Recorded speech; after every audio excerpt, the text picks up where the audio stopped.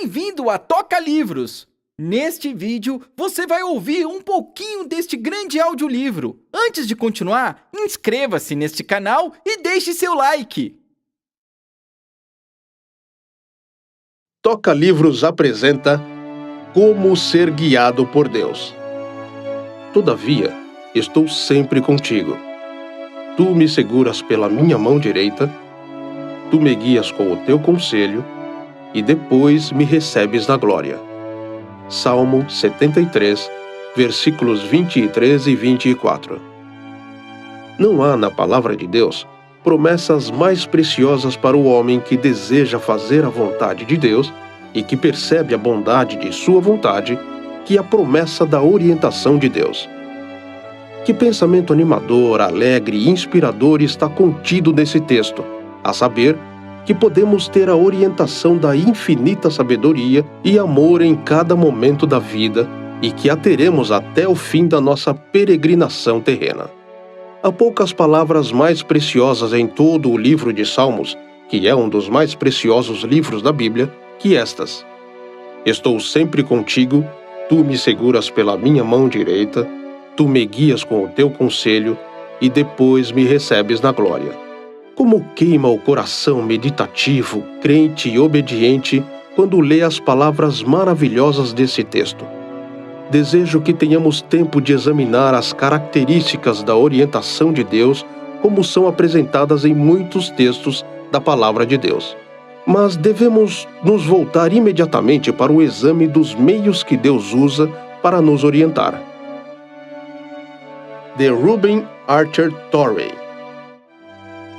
Editora Oxigênio. Narrado por Hamilton Domingo.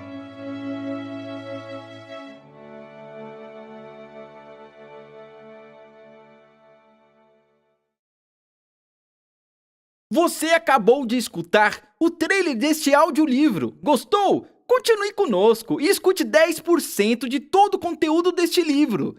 Só não esqueça de curtir o vídeo e se inscrever, hein? Desejamos mais horas de audiolivros para você e tenha uma boa história!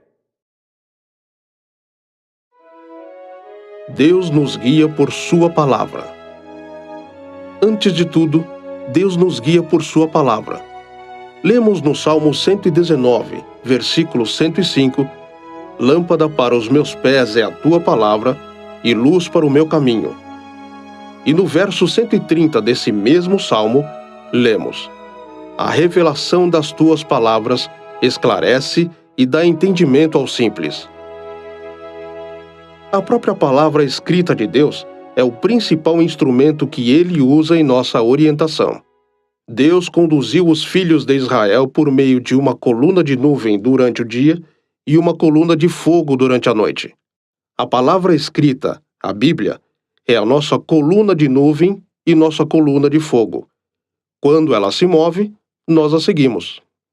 Um dos principais propósitos da Bíblia, a palavra de Deus, é a orientação prática nos assuntos da vida diária. Todas as outras leituras devem ser provadas pela palavra, sejam quais forem os estímulos que possamos receber de qualquer outra fonte, seja por um conselho humano, pela incitação de um espírito invisível ou de qualquer outra forma, devemos provar os estímulos ou a orientação ou o conselho pela palavra de Deus. A lei e ao testemunho. Se eles não falarem dessa maneira, jamais verão a alva. Isaías, capítulo 8, versículo 20.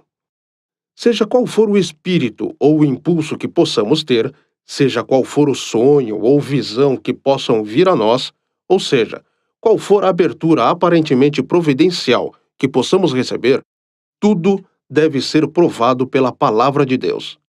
Se o impulso ou condução ou estímulo ou visão ou abertura providencial não estiver de acordo com o livro, não é de Deus. O profeta que tem sonho, conte-o como apenas sonho.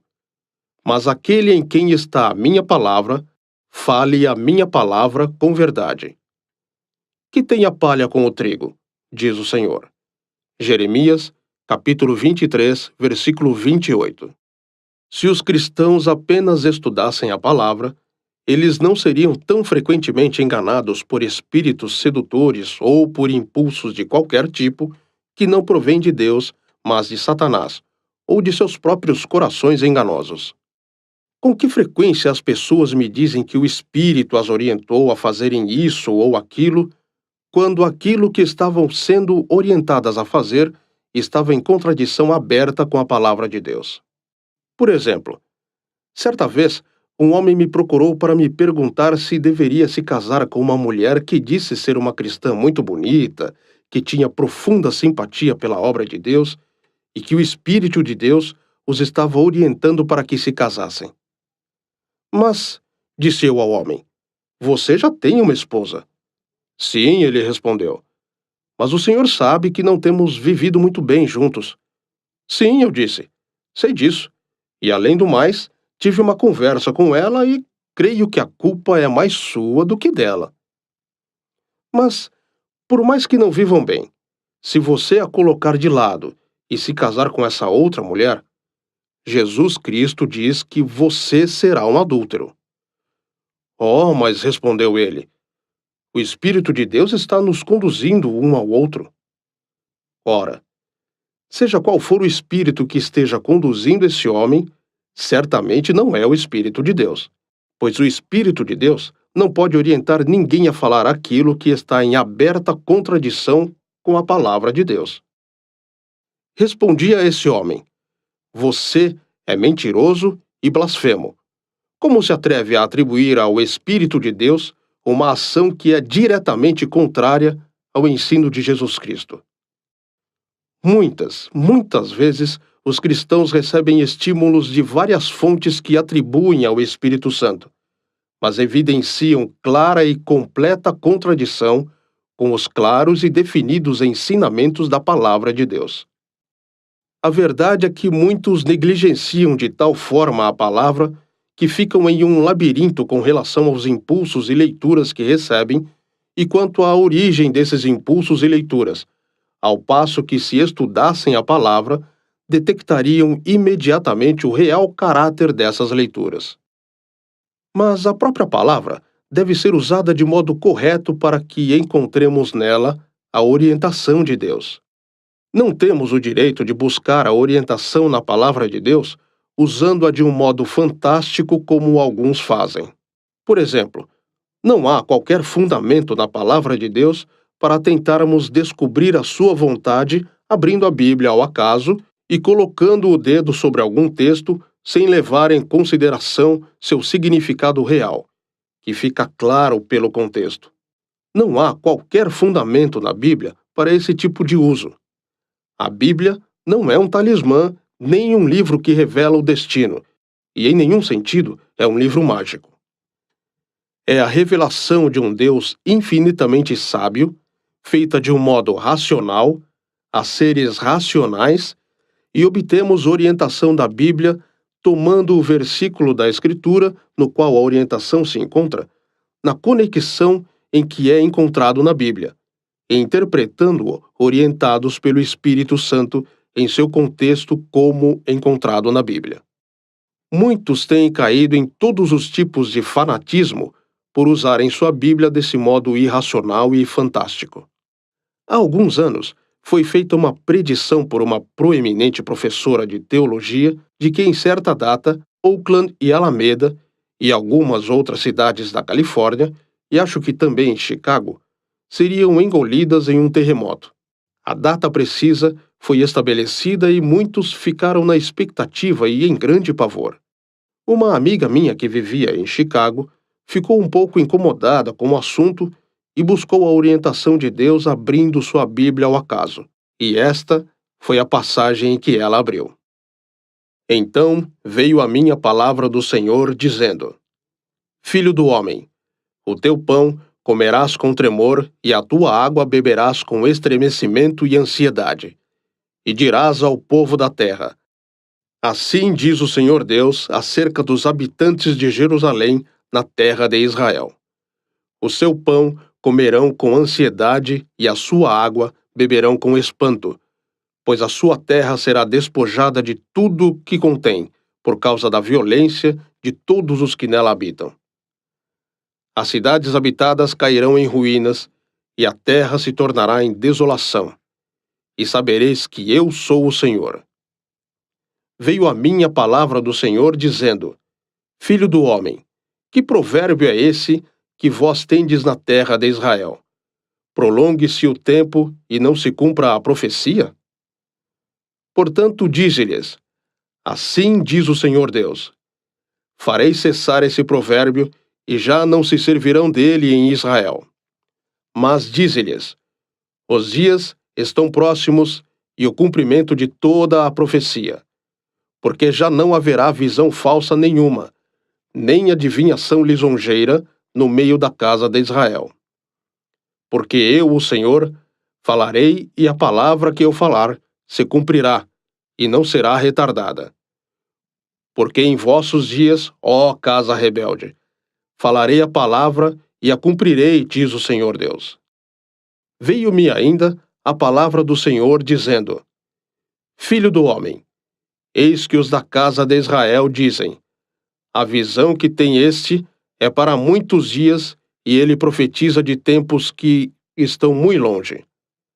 Portanto, dize-lhes: Assim diz o Senhor Deus: Não será retardada nenhuma das minhas palavras, e a palavra que falei se cumprirá, diz o Senhor. Ezequiel, capítulo 12, versículos 17 a 28.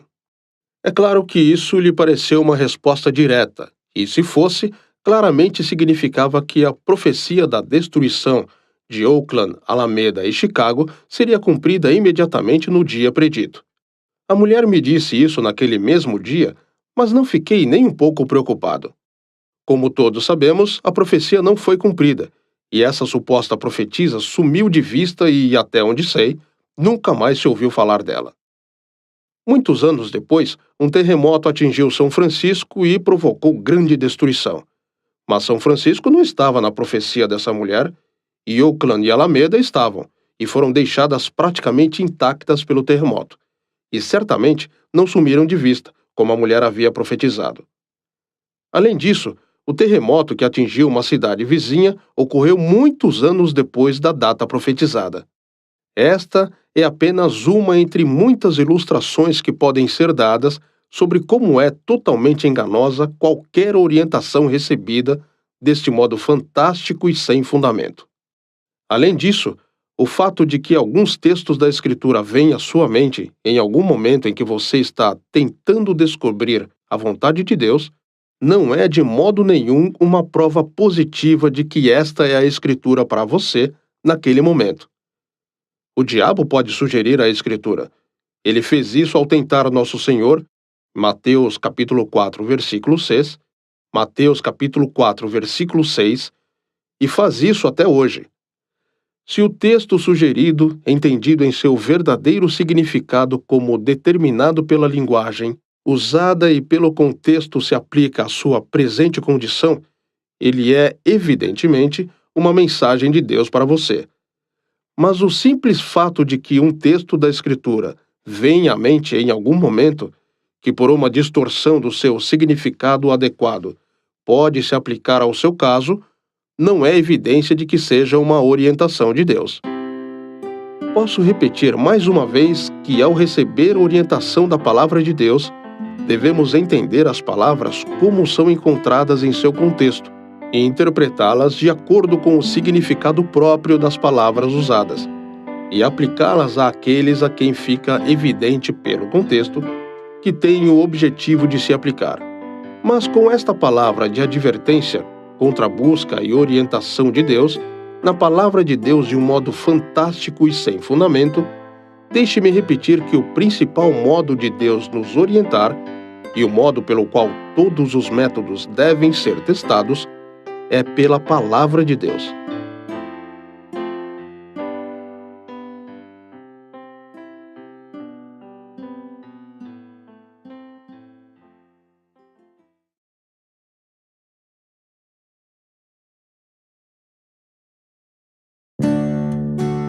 Deus nos guia pelo seu Espírito. Deus também nos orienta por seu Espírito, isto é, pela orientação direta no espírito e no coração da pessoa. Está completamente fora de questão o fato de que existe algo como luz interior. Lemos em Atos, capítulo 8, versículo 29, disse o Espírito a Felipe: aproxima-te desse carro e acompanha-o. De modo semelhante, lemos em Atos, capítulo 16, versículos 6 e 7, sobre o apóstolo Paulo e seus companheiros. Percorrendo a região frígio-gálata, tendo sido impedidos pelo Espírito Santo de pregar a palavra na Ásia, defrontando Mísia, tentavam ir para a Bitínia, mas o Espírito de Jesus não o permitiu. Em uma dessas passagens, vemos Deus, por seu Espírito, dando orientação pessoal direta a Felipe sobre o que devia fazer, e na outra, vemos o Espírito impedindo Paulo e seus companheiros de fazer algo que, de outra forma, teriam feito. Não há razão pela qual Deus não devesse nos orientar diretamente, como fez com Felipe e Paulo em sua época. E aqueles que andam perto de Deus podem testemunhar que ele fez isso. Eu estava caminhando pela South Clark Street, Chicago, perto da esquina com a Adams, uma esquina muito movimentada. Havia passado por centenas de pessoas enquanto caminhava. De repente, encontrei um homem completamente estranho, e me pareceu que o Espírito de Deus me dizia: fale com esse homem. Parei por um momento e caminhei em direção a uma estrada e pedi a Deus que me mostrasse se a orientação realmente procedia dele. Instantaneamente ficou claro que era. Voltei e segui aquele homem que tinha chegado à esquina e estava atravessando de um lado da Clark Street para o outro. Consegui alcançá-lo no meio da rua. Providencialmente, não havia tráfego naquele ponto. Mesmo naquela rua movimentada, estávamos a sós no meio da rua. Coloquei minha mão em seu ombro enquanto atravessávamos para a calçada e lhe disse: você é cristão? Ele respondeu: essa é uma coisa estranha para se perguntar a um estranho na rua. Eu disse: sei que é e que faço essa pergunta a todos os homens que encontro na rua, mas acredito que Deus falou para lhe perguntar isso. Ele parou e balançou a cabeça, então disse: isso é muito estranho. Sou formado na faculdade Amherst, mas fui totalmente arruinado pela bebida aqui em Chicago, e ontem meu primo, que é pastor nessa cidade, estava me falando sobre minha alma e agora você, um estranho, me faz essa mesma pergunta? Aqui, no meio da rua? Não consegui levá-lo a uma decisão por Cristo ali na rua, mas, pouco tempo depois, ele foi levado a aceitar a Cristo. Um amigo meu estava caminhando pelas ruas movimentadas de Toronto quando de repente teve a nítida impressão de que devia ir ao hospital e falar com alguém ali. Ele tentou imaginar alguém que conhecesse no hospital e só conseguiu se lembrar de um homem. Tomou por certo que era com esse homem que devia falar. Mas quando chegou ao hospital e ficou ao lado da cama deste homem, não houve razão para falar com ele e nada surgiu da conversa. Ele ficou muito perplexo e, ainda ao lado da cama de seu amigo, pediu a Deus que o orientasse. Ele viu um homem deitado do outro lado do corredor, e esse homem era um estranho. Tinha sido levado ao hospital aparentemente por um pequeno problema de saúde, alguma dificuldade em seu joelho. Seu caso não parecia urgente, mas meu amigo se virou e falou com ele, e teve a alegria de conduzi-lo a Cristo. Para a surpresa de todos, aquele homem passou para a eternidade naquela noite. Era naquele momento ou nunca. Portanto, Deus nos orienta hoje, se estivermos perto dele e ouvindo sua orientação, levando-nos a fazer coisas que de outra forma não faríamos, e impedindo-nos de fazer coisas que de outra forma faríamos. No entanto, essas leituras internas devem ser sempre provadas pela palavra, e fazemos bem quando submetemos um estímulo a Deus e lhe pedimos para deixar claro para nós se essa orientação procede dele.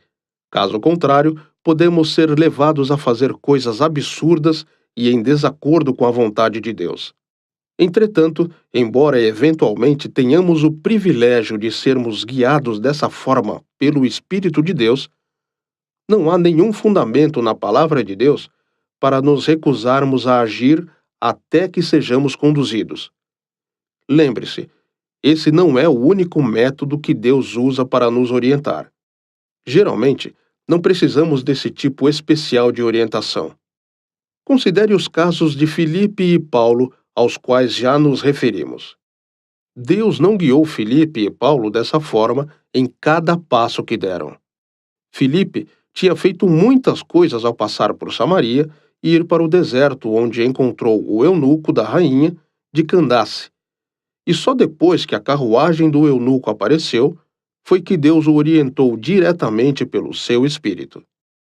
O mesmo aconteceu com Paulo, que na obra missionária para a qual Deus o havia chamado, seguiu seu próprio julgamento como Deus o iluminava, até o momento em que precisou da proibição especial, direta, da parte do Espírito Santo para não ir a um lugar onde Deus não queria que ele fosse, naquele momento. Não há necessidade de termos a direção do Espírito para fazer aquilo que o Espírito já nos disse para fazer na palavra. Por exemplo, muitas pessoas que têm noção fanáticas e não escriturísticas sobre a orientação do Espírito Santo se recusam a trabalhar depois de um culto porque, como dizem, o Espírito Santo não os conduziu para falar com ninguém. E eles ficam esperando até que o Espírito os conduza.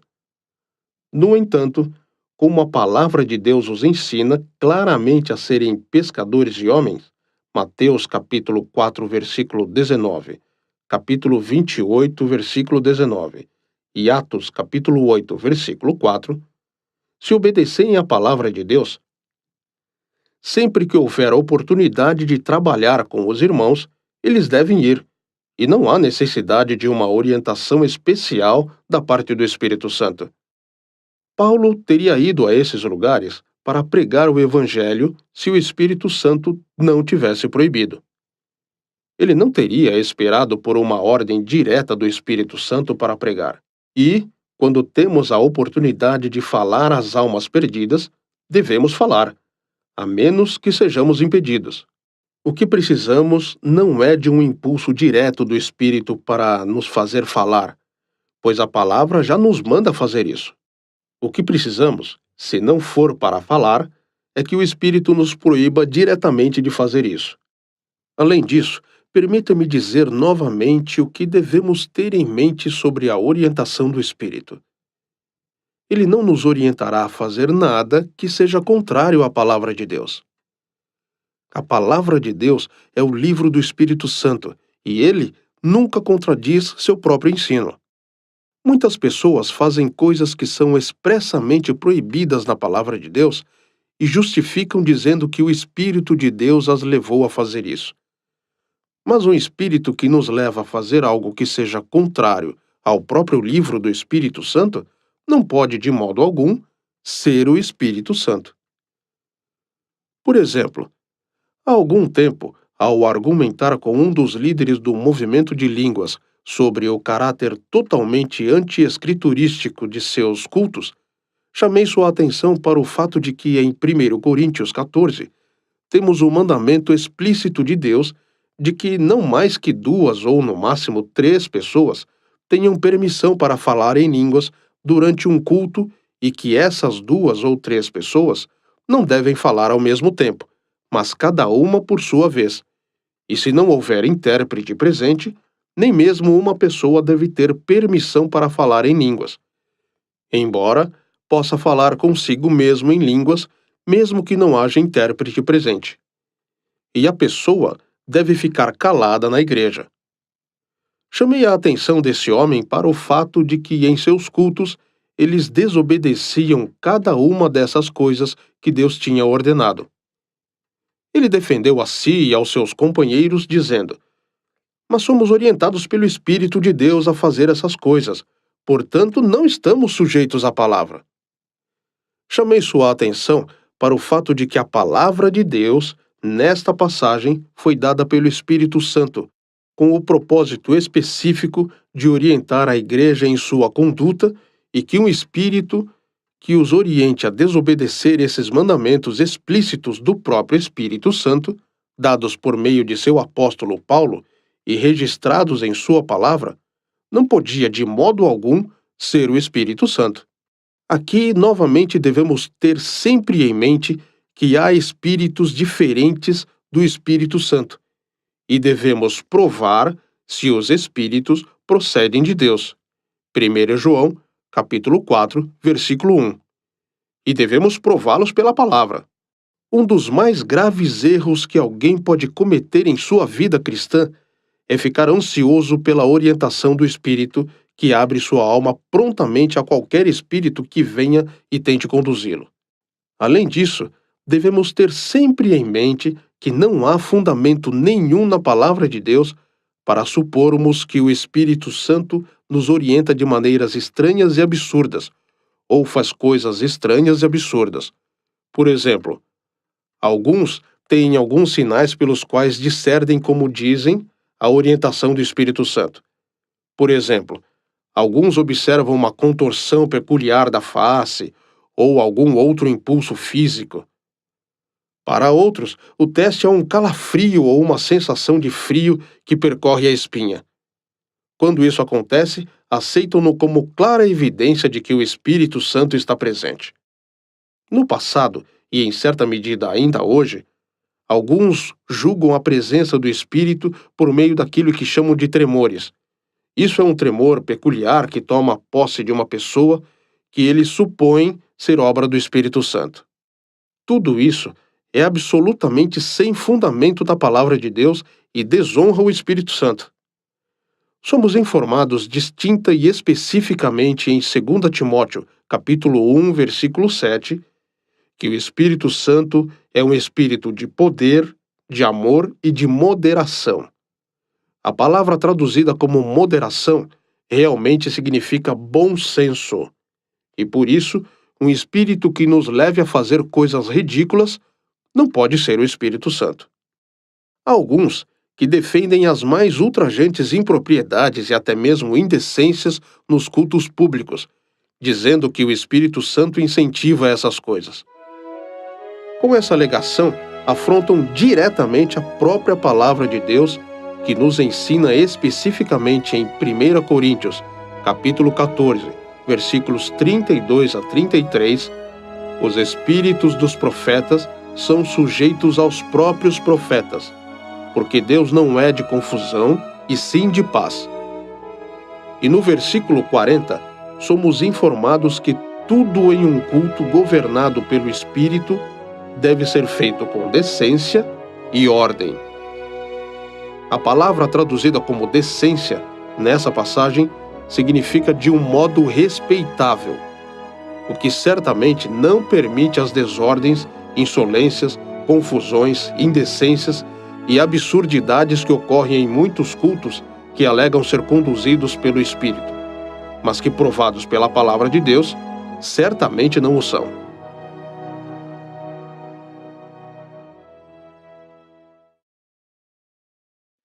Você acabou de escutar um pouco deste audiolivro. Para escutar este audiolivro completo, acesse tocalivros.com ou baixe o aplicativo da Toca Livros.